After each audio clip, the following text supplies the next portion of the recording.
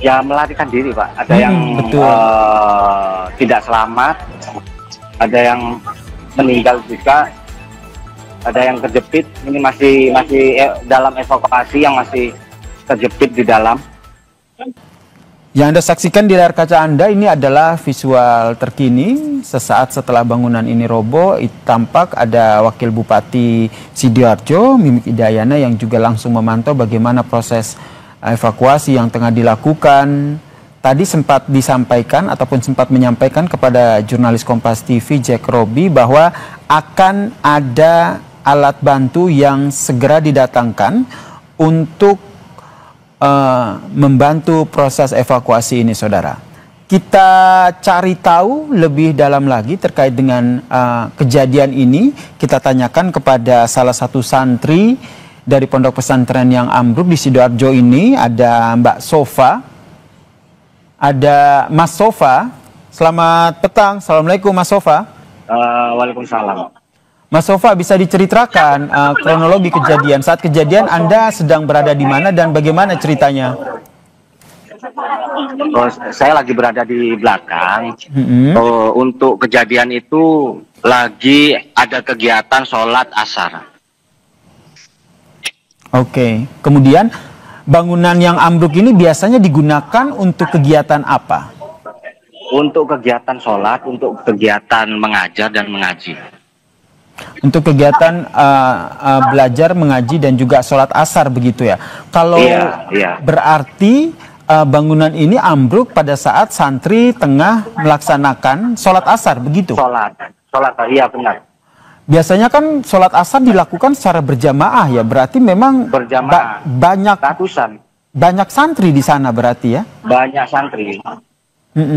Kemudian Mas Sofa, saat kejadian, saat ambruk, bagaimana akhirnya santri menyelamatkan diri dari ambruknya bangunan ini? Ya melarikan diri Pak. Ada yang tidak selamat, ada yang meninggal juga, ada yang terjepit. Ini masih dalam evakuasi, yang masih terjepit di dalam. Sejauh ini informasi yang Mas Sofa peroleh, ada berapa santri yang sudah diselamatkan dan kondisi mereka seperti apa? Kalau yang sudah diselamatkan ratusan. Untuk kepastiannya masih didata sama santri-santri yang aktif, pengurus santri itu. Rata-rata korban mengalami luka seperti apa, Mas Sofa?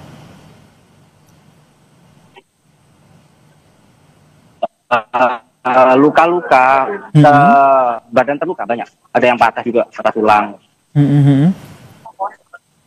Oke. Sementara itu saya. Mas Sofa, kemudian kalau kita lihat dari bangunan ini seperti bangunan baru begitu atau seperti apa? Bisa diceritakan? Untuk masalahnya bangunan baru. Bangunan bangunan baru.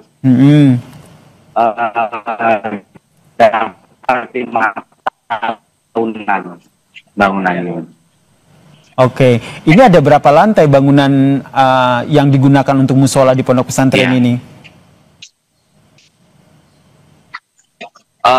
Kalau nggak salah 3, kalau nggak 4. 3 lantai ya. Jadi itu ambruk semua yang begitu pastinya ya, Mas Sofa ya? Iya. Mas Sofa sendiri belum ada informasi soal data persis berapa korban baik luka ringan ataupun korban lain terkait dengan ambruknya pondok pesantren ini, Mas Sofa? Belum tahu saya. Masih dalam pendataan. Untuk yang sakit-sakit, untuk yang terluka itu masih dalam pendataan sampai sekarang. Masih belum saya ketahui. Berapa ratus yang terluka. Termaksud jumlah santri yang diduga masih terjebak di reruntuhan ini ya, Mas Sofa ya? Benar. Oke.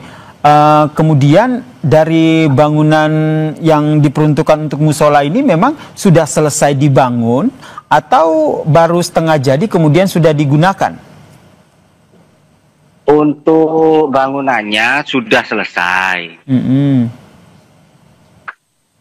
Cuma saya kurang tahu pasti. Saya soalnya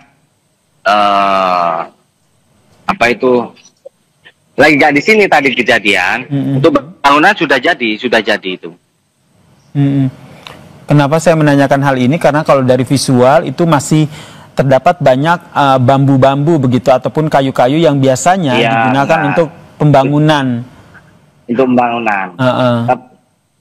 Itu bambu yang ada di depan musola itu. Oke. Yang selesai dibangun.